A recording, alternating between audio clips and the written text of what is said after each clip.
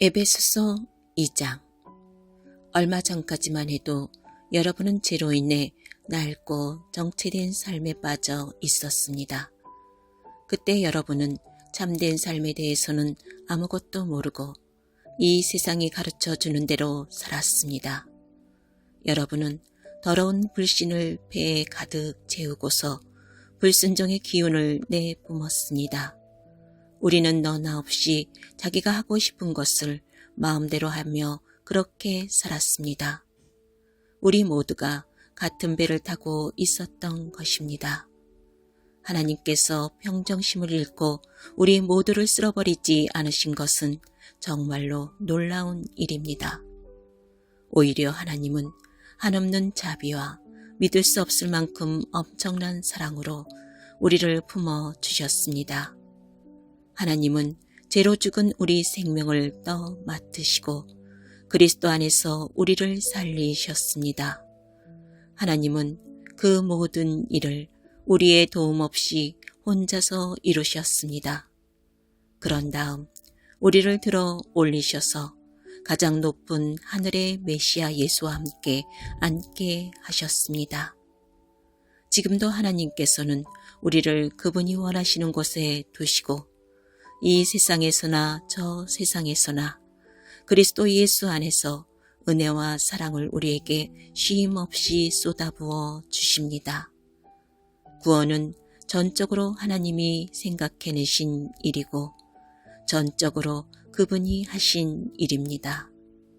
우리가 할 일은 다만 하나님께서 그 일을 행하시도록 그분을 신뢰하는 것입니다. 구원은 처음부터 끝까지 하나님의 선물입니다. 주인공 역할은 우리 몫이 아닙니다. 우리가 주인공 역할을 했다면 우리는 모든 일을 우리가 했다고 떠벌리며 돌아다녔을 것입니다. 하지만 그렇지 않습니다. 우리는 우리 자신을 만들 수도 구원할 수도 없습니다. 만들고 구원하는 일은 하나님이 하시는 일입니다.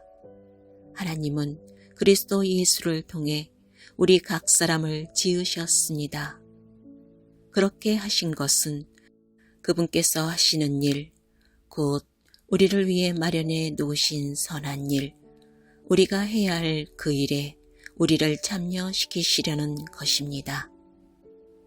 그러나 이 일 가운데 어떤 것도 당연한 것으로 여기지 마십시오. 불과 얼마 전까지만 해도 여러분은 하나님의 방법에 대해서는 아무것도 알지 못하는 이방인이었습니다. 그때 여러분은 하나님이 일하시는 방식이 무엇인지도 몰랐고 그리스도가 누구신지도 전혀 알지 못했습니다. 여러분은 하나님이 이스라엘 안에 펼치신 풍성한 언약과 약속의 역사에 대해서도 전혀 알지 못했고 그분께서 이 세상에서 무슨 일을 하고 계신지에 대해서도 무지했습니다. 전에는 밖에 있던 여러분이 이제는 죽음을 맞으시고 피를 흘리신 그리스도로 말미암아 안으로 들어와 모든 일에 참여하게 되었습니다. 메시아께서 우리 사이를 화해시키셨습니다. 이제 밖에 있던 이방인과 안에 있는 유대인 모두가 이 일에 함께하도록 하셨습니다. 그분은 우리가 서로 거리를 두기 위해 이용하던 벽을 허무셨습니다.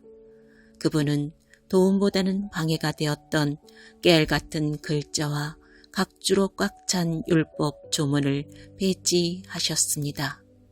그런 다음에 전혀 새로운 출발을 하셨습니다.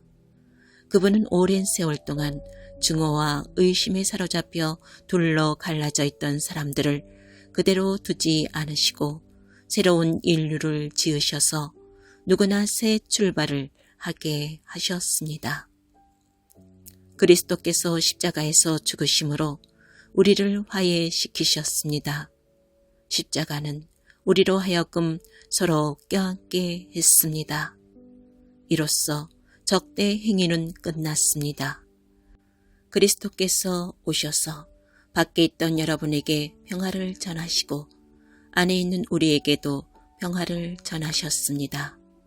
그분께서는 우리를 동등하게 대하셨고 우리로 하여금 동등한 사람이 되게 하셨습니다. 그분을 통해 우리 모두가 같은 성령을 받았고 동등한 자격으로 아버지께 나아가게 되었습니다. 너무도 분명하지 않습니까? 여러분은 더 이상 떠돌이 유랑민이 아닙니다. 이 믿음의 나라가 이제 여러분의 본향입니다.